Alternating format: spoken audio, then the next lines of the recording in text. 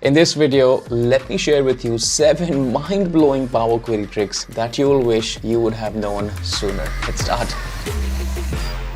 Alright, the first trick is about the Text.Trim function. When you use the Text.Trim function, you can use it beyond the space. In fact, you can use it with multiple characters to trim the text at the start and at the end of a string. Let me show you how. Here's a text, and you can see that we have various junk characters at the start and at the end of the text, and I'd like to remove them all. So all of these characters, the @, the tilde sign, the asterisks, the percentages, and all of that, I want to remove that all. How do we do that? I'm going to go over to the Add Columns tab and make a custom column and happen to write the Text.Trim function, something like this. So I'm going to say Text.Trim. I'll start the bracket, and the Text.Trim function at the onset asks you, hey, which text are you trying to trim? So the text that I'm trying to trim is nothing but the text column, which is right here. That is going to be fed in this first input. So I'll just do that. And then after that, it says, hey, what would you like to use as a character to trim all of that? So here, rather than actually specifying one single character, I'm going to specify a list of the characters. So in the curly bracket, I'm going to write all the characters right here. So the tilde sign, the @, the asterisk, and the percentage, and every other possible character. I'm going to close the bracket and click on OK. And that is going to make this text absolutely green. Now, at the moment, this particular list of characters were hard fed, but sure enough, you can have these list of characters imported from Excel. The user can input this, so the possibilities are endless. But the Text.Trim function does work beyond the space and works with multiple characters. In case you're enjoying the video thus far, you're absolutely going to love my new book on Power Query Beyond the User Interface. In the book, I talk about advanced techniques that go far beyond the user interface and teach you what lies behind those clicks of Power Query, especially using the M language to solve more harder and nastier data cleaning problems. The initial few chapters are based on the fundamentals, understanding those basic building blocks like lists, records, working with tables, manipulation of the data. And more advanced chapters cover like iterations, custom functions, nested tables, and a whole lot of more complicated aspects that take you to the next level. The interesting thing about the book is that the book has been written in such a way that it contains no jargons. I've used a very, very friendly language to explain the most complicated concepts in a fun way. And the book contains a lot of diagrams and images to help you cruise through the book as if you were just watching my video, but on print. If you buy the book before the 7th of February, I'm also very happy to give you access to special bonuses, which is nothing but some advanced functions in Power Query, custom functions in Power Query, and advanced case studies as well. Note that these bonuses are worth $150, and you're going to get them absolutely free along with the book in case you order or pre-order the book before the 7th of February. I've poured in a lot of care and attention and love into this book, and I hope that you thoroughly enjoy the book. Grab a copy today. The second trick is to use the enumeration called MissingField.Ignore. Take a look at how this works. This is brilliant. So let's just say that I'm working with a 3-column table, customer name, region, and the sales, and perhaps I would like to rename one of the columns. So let's just say that rather than actually calling this as customer name, I would like to call this as customer only, and I press enter. And you can see that we have inserted a step, table.rename columns, and that is obviously referring to the customer name column, and that is renamed to the customer. Now, because that column name is hard-fed, any particular point in time, if something happens to this column in our query, the query is going to break. So let's say, for instance, if I go back to the previous step, if I happen to delete this column, customer name, I press delete, and the column is gone. Now, in the next step, you're renaming the very column that we just deleted. So here, the query is obviously going to break. Now, in a bunch of functions in Power Query, you have this enumeration called MissingField.Ignore, and that is a part of the table.rename column. So I can do something like this, table.rename columns, and here in the last argument of the function, I can put in a comma and I can write something like the missing field should be handled as ignoring it. So MissingField.Ignore, I can do that, and I close the bracket and press enter, and the query works just fine. Now this is a very, very good way of removing a bunch of errors from your query in case the columns go missing. But let's say the customer name column in your query is needed a bit later in the query, then obviously this query is going to break, and we would need the customer name column even though it is deleted. So what you can do with the MissingField.Ignore is to not have ignore but use a null instead. Let me show you how. So instead of writing the MissingField.Ignore enumeration, I am rather going to write the MissingField.useNull enumeration and then press enter. Now I'm just saying that in case you did not find the column, please make a column with all the null values, and that is what we get here. Now obviously this is not going to get a valid result, but your query is also not going to break, and because you have all the null values, you will feel that something is going wrong with the queries at some place in my entire query steps, and then you can come ahead and obviously fix that, but your query does not break. I do understand the question that you have in mind, which is, how do I get to know which are the functions that have this kind of property of MissingField.Ignore? Now, if you watch the enumeration, how it's worded carefully, it says missing field. So a bunch of functions that deal with fields, which is nothing but a column, will have this property, like renaming columns, so table.rename columns, removing columns, renaming columns, reordering columns. So a bunch of table functions are going to have these properties, and a bunch of record functions are going to have these properties. I'll make sure that I put these functions up on the screen so you can take a look, but at the moment, this is how this works. The next trick is, how can you mix and match multiple column transformations all at once? This is going to be super crazy. Take a look. So I have these, again, 3 columnar table, customer name, region, and the sales, and perhaps I would like to convert all of the columns of the table into lowercase. Please take a look. So I'm going to create a new step right here, and I'm going to go ahead and start to write a function that is also created by default when you work with the user interface, but hey, we are learning M. So I'm going to say table.transform columns. So the table.transform columns function asks you, hey, which table are you trying to work with? So I'm trying to work with the table in the previous step, which is nothing but the source. And then it says, what is your transformation? Even if you want to have transformations on multiple columns, please provide that to me as a list. Now, since I want to work with all the columns of the table, I am not going to feed any all columns. So I'm just going to go ahead and write a curly bracket because it asks for a list. And in the list, I will give no columns right here. And then I put in a comma, and you can see that the next option, which is not a mandatory input, is the default transformation that applies to all the columns. So here is where I can write the default transformation in case I wanted to apply to all the columns of the table. So I can write something like text.lower and start the bracket and close the bracket in the end, press enter, and you can see that all of the text, which is customer name and the region, they have been converted into a lowercase. But this obviously doesn't feel right, because I technically could not have applied that transformation on all the columns of the table, because I did have the total sales column, which is where we had a number, and that could not have been converted into a lowercase. So what do we do about that?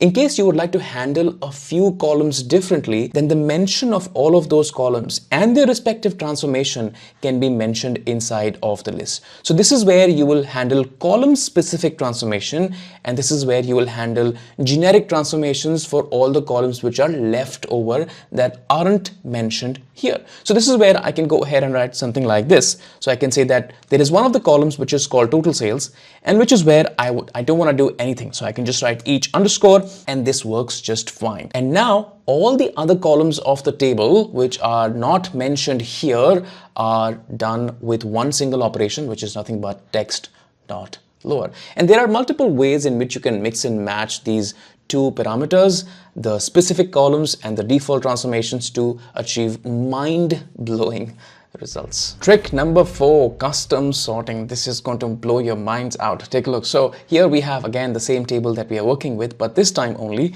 we have one additional column, which is the ratings column. Now E stands for excellent, A stands for average, and B stands for bad. Now if I happen to sort the ratings in a particular order, they'll either be sorted ascending or descending. So if I happen to go over to the filter right here, click on ascending, this A comes first, which is average, B comes here, which is bad, and E comes in the end, which is excellent. Now I would rather want to have something like this. I want to have excellent first, and then I want to have the averages, and then I want to have the bads. Now this is going to be a very custom order in which I would like to sort. So what can we do about custom sorting? To be able to do a custom sorting, what you can do is, rather than actually picking up the standard order ascending or order descending, we can write our own custom sorting criteria. And the way to write the custom sorting criteria is something like this. So what I'm going to do is, I'm going to open up the formula bar right here. Since this is anyways a list, you can see that there is an outer list here and there is an inside list. So that's what I'm going to kind of follow. So I'm going to go ahead and start to create nothing but a list. And once I have the list, I will start to mention my custom sorting criteria over over there. So I'm going to say something like each, then I'm going to use the function list.positionsof because I need to create a position item for every single value in this particular column. So what's the position that I would want for E? That's position number 1. And what's the position that I wanted for A? And what's the position that I wanted for B? So I'm going to say something like list.positionsof. I'm going to start the bracket. And in the bracket, I will mention all of the 3 possible ratings manually inside of a list. In case you'd like to fetch it from somewhere, you can do that. But for now, please take it easy. I'm just mentioning that hard-coded in the list. Now, once you have mentioned the list right here, then the list.positionOf function asks you for another input that this is the list. And what would you like to check the position of in the very list that you've given? So I would like to check the position of every single value. So check the position of A. Where is A in this list? And A is obviously on the 2nd position. And check the position of B. And B is obviously on the 3rd position. So on and so forth. So I'm just going to go ahead and mention the name of the column. Let's just go take a look at the name of the column. And that was nothing but the ratings column. I'm going to go ahead and feed that ratings column right here.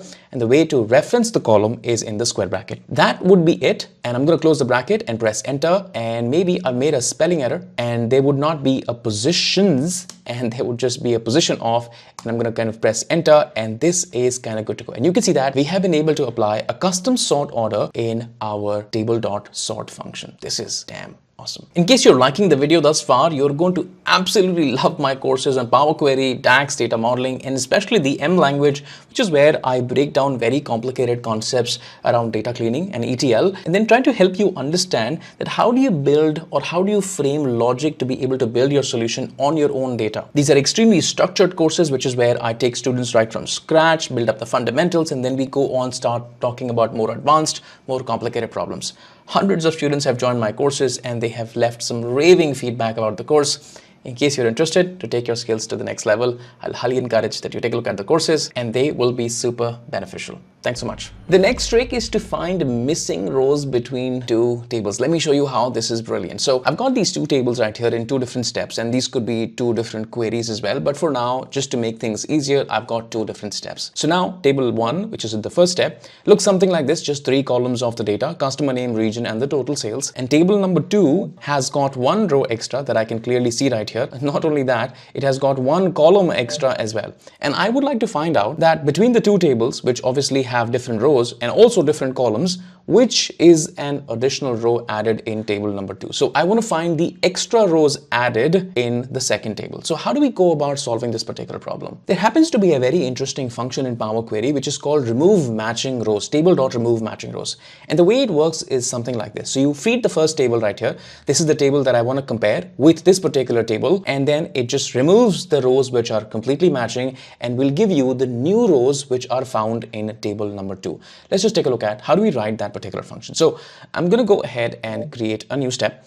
And in the new step, I'm going to go ahead and write that function. So table.remove matching rows. And I'd like to remove the matching rows between table 2 and table 1. So I'm going to first feed in the table 2 input. So table number 2 is my input. And then it says, hey, could you give me the second table? But that table you should give me as a list of records. That means that I just can't feed in here the first table. I have to take the first table. Every single row of the first table needs to be converted into a record, and the records need to be packed into a list. So I'll leave this formula errored out for a bit, and I'll show you that how is the transformation that is going to be required in the function. So let's go ahead and make one more step for a quick second.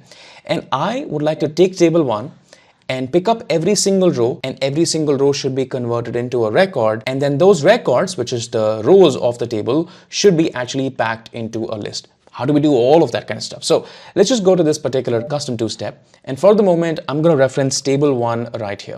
Now, once I do that, there happens to be a function which is called table.toRecords. So I'll just say table.toRecords, start the bracket, close the bracket in the end. And what we get using this particular function is that we get a list, and every single row of the table has been converted into a record. Now, this input is a perfect feeder for the function that we are writing right here. So I'm going to copy this particular formula, Control C on that. And I'm going to delete this step. I don't need it anymore, and I'm going to feed that right here. Now, as soon as I commit to this, it just shows me that all the rows in table number 2 are not matching. Remember that it takes care of all the columns of the table. So if you take a look at table number 2, it has got not 3, but actually 4 columns. So it has got these 3 columns which were there, and also the 4 rating columns. So if all the 4 columns are there into consideration, every single row is a unique row that was not there in the first table. But guess what? What we can do is we can also specify that which are the few columns to look for. So I am only looking for, let's say, the customer name column. Let's say, for instance, you can look for more columns as well, but let's say, for instance, I'm looking at only the customer name column. So I'm going to say that here are the 2 tables, and the first table is table number 2, which is this one,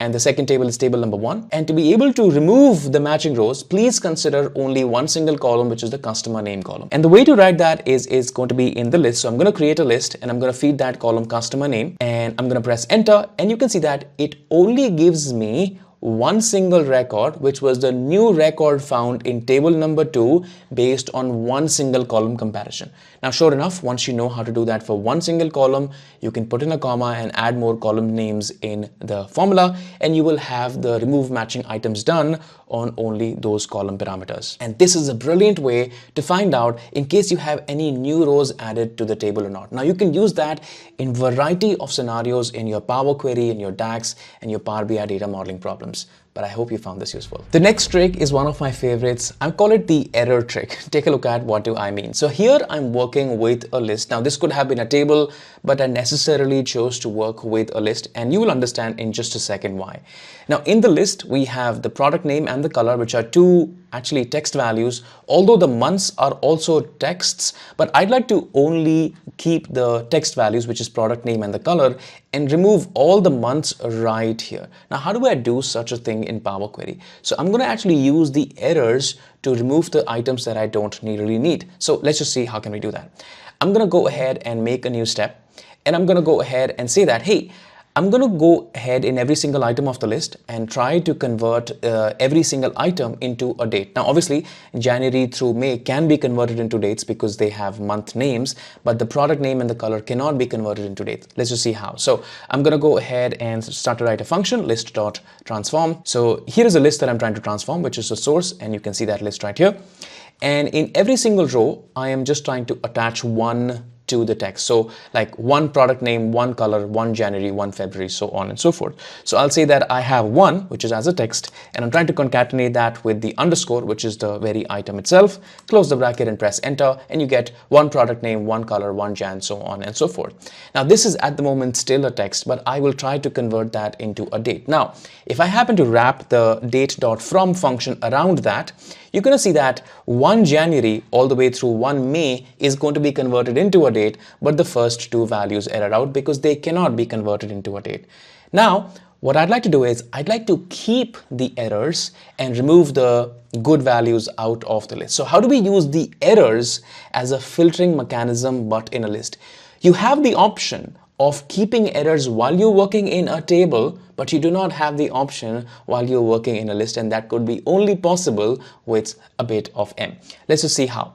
So I'm going to go ahead and happen to write the try keyword right here. So I'll say try, and the try is going to convert everything into a record. And if you peek into the record, you're going to see that the record actually produces 2 columns or 2 fields. The first one is the has error field, which is, it says true. That means error was found in the product and this particular item right here.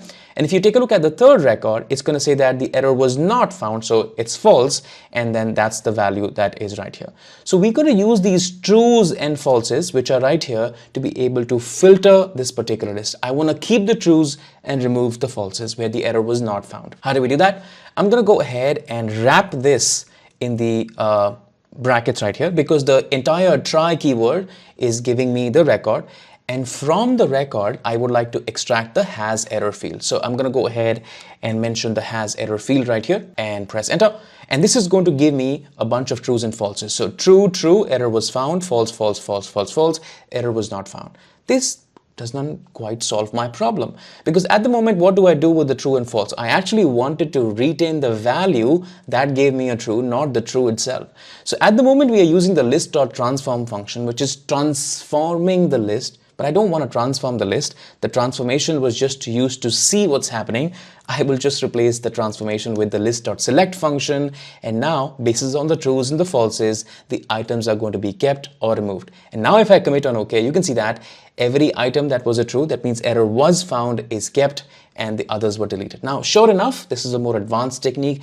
In case you want to filter a list based on errors, this technique is super helpful, and you can use this in multiple scenarios while you're solving more advanced problems. But hey, here is a way to keep errors and keep the items with errors in a list. The next trick, how do you remove the empty columns inside of your data? Now take a look at this query that I'm working with. In this query, you can see that we have a couple of good columns right here at the start, and they are all filled with data. And there are a couple of bad columns at the end, although the column names seem to be legit for some of the columns like ratings. But the column here is completely null, and the ratings column is also completely null. So I want a mechanism which is where the query detects all the blank columns which have got all the null values and removes them dynamically, no matter they have a legit name or just a random column name. How do we do such a thing? We're going to use a very interesting table profiling feature. Let me show you how. So I'm going to go ahead and create a new step right here. And I'm going to go ahead and say that, hey, I'd like to profile this particular table. So I'll use the function table.profile and start the bracket and close the bracket in the end. And this is going to give me a bunch of statistics of those columns. So if you now take a look at the step that we have created right here, and what this has been able to do is that it has mentioned all the names of the columns in the previous step. So if you take a look, the names of the columns were customer name, region, total sales, and all of these names of the columns have come in right here. So these are all the names of the columns that we had, and a bunch of statistics around those columns, like what is the min value of the customer name and the max value of customer name, so on and so forth. And you're going to see that if we just move forward, there are two very interesting statistics right here, which is count and null count. You're going to see that in the first column, we had count as 5 and null count also as 5. That means the number of values in the column are equal to the null values in the column. And if we just apply this particular filter, we are actually sorted. So what we can do right here is do something like this. From this entire table, I'd like to keep only 3 columns. So I'd like to keep the count column, the null count column, as well as the column right here. And there are a couple of ways to do it. So I can just go ahead in the home tab and I can use the UI for it. And I can say that I would like to choose the columns, and I'd like to keep the column, which is the name of the column, the count column and the null count column. Click on OK. And now I'm just going to apply a filter that please keep the values where the count is equal to the null count. How do I do that? I can write a formula. So I can write a new step. And here I'm going to write the formula table.select rows. So I'll say something like table.select rows. And in the table.select rows function, I will write a condition, which is where I want to check the count is equal to null count or not. Put in a comma, and my condition is something like take a look at every single value of the count column, and that should happen to be equal to the null count column. So null count, and I'm going to close the bracket and press enter. Now what you're going to see that it is only left with those values where these two values are equal. That means the count of values are equal to the number of blank values, and these are exactly the columns which I would like to remove from my table. So I can just go ahead and just pick up the names of the columns. So I can just maybe write the column right here. So COLUMN, press enter, and this actually leaves me with a list. Now this list of columns, which are blank columns, are going to be removed from this particular table, which is added custom right here. Let's just go ahead and do that. I'm going to go ahead and make a new step. And in the new step, I'm going to reference the added custom step. So added custom, I'm going to put the hash sign and put that thing right here. Good to go. Now from this table, I'd like to remove the ratings and this particular column. So I'm going to go ahead and start to write table.remove columns and press enter. And in fact, feed the table, and in the table, I'm going to say that, hey, the second input of this particular formula is going to be this custom2. In fact, I can rename this as columns to be removed. So columns removed, and this particular part of the formula is now going to be fed in my function right here. Now I'm going to close the bracket and press enter, and those two columns are dynamically removed. Because we are using the profiling feature to automatically pick up the columns that we would like to remove, this is completely dynamic.